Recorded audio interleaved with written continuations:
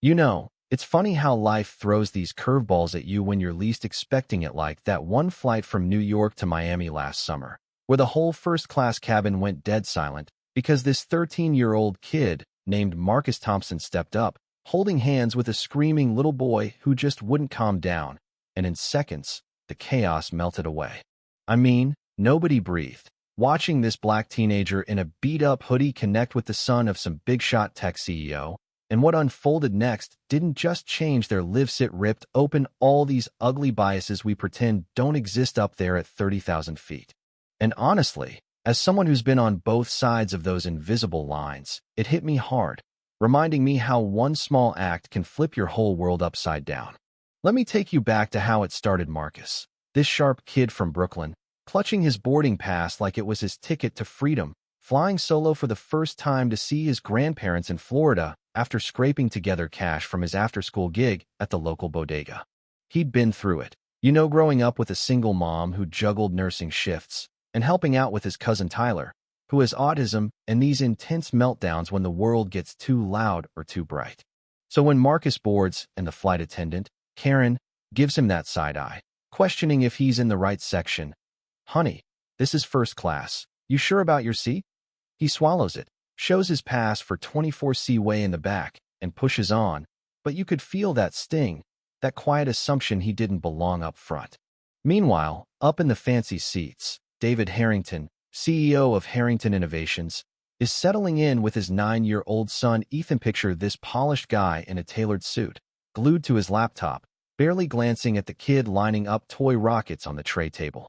David's been a widower for 2 years since his wife Sarah died in a car accident, and he's drowning in board meetings and guilt, hiring nannies and therapists left and right, but never really getting how to reach Ethan, whose autism makes everyday stuff like engine noise or seatbelts feel like torture. As the plane taxis, Ethan starts rocking, whispering, "Too loud, Daddy, too loud."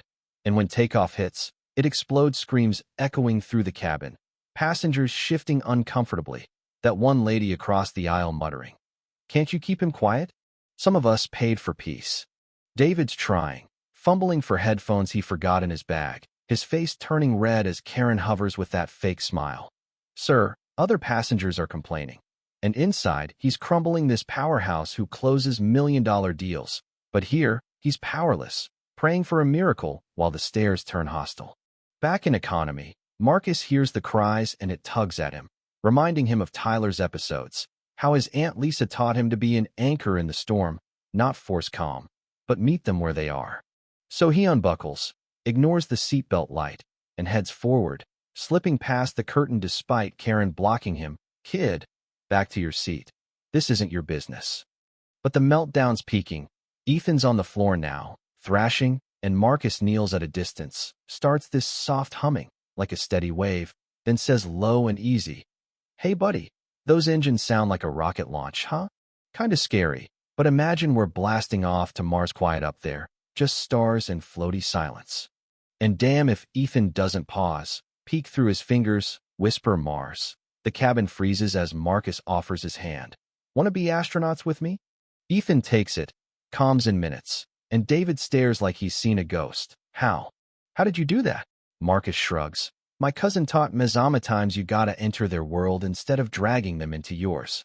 That's when the real storm brews, not the turbulence yet, but the pushback from folks like Victor Lang, this smug real estate mogul in the next row, who'd crossed paths with David at charity galas, but always resented his success, seeing it as new money luck, while he clawed his way up old school. Victor leans over, voice dripping sarcasm. "Nice show, but rules are rules. Economy kids don't waltz into first class." Karen nods. "Sir, he needs to go back," and David hesitates, that old pull of status kicking in, offering Marcus cash here, for your trouble, but Marcus waves it off, hurt flashing in his eyes. "I didn't do it for money, man." Then turbulence hits.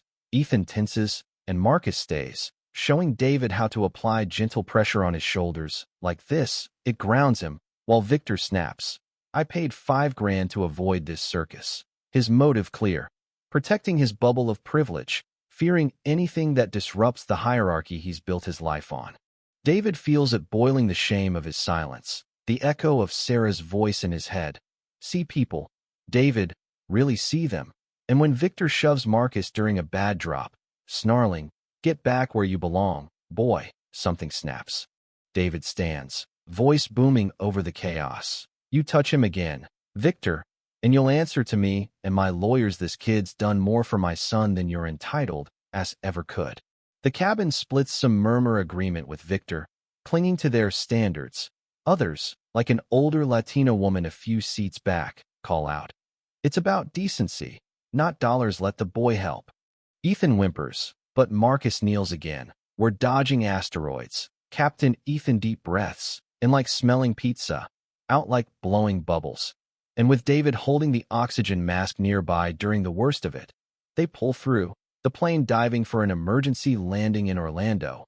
Unity replacing the hate as passengers applaud Marcus's calm. We touch down amid sirens and news crews. Videos already viral. David owning up. "This kid saved us. Exposed what I've ignored too long." Apologies flowed, Karen admitting her biases, Victor slinking away humiliated, his resentment backfiring as his business contacts distanced themselves. David arranged for Marcus to stay with them, called his mom, met his grandma Rosa who eyed him sharp. "So you're the suit who learned humility midair?" And in that hotel suite, over pizza, David opened up about his isolation, how Ethan's diagnosis felt like a failure until Marcus showed him connection over control. By morning, David announced the Harrington-Thompson Foundation for Neurodiversity and Equity, funding Marcus's college dreams, restructuring his company to hire overlooked talent. Real change, born from that flight's fire. But here's the thing that still nags at me: is it all genuine? Or just damage control once the cameras rolled? David swears it transformed him, but in a world where biases run deep, does one viral moment erase them? Or do they lurk, waiting for the next storm? What do you think? Have you seen real change from a wake-up call like that? Or does privilege always snap back? Drop a comment below, share your story if you've faced something similar, hit like if it got you thinking, and subscribe for more real talk tales that hit close to home. Let's keep the conversation going, because stories like this, they remind us we're all just one flight away from seeing each other clearer.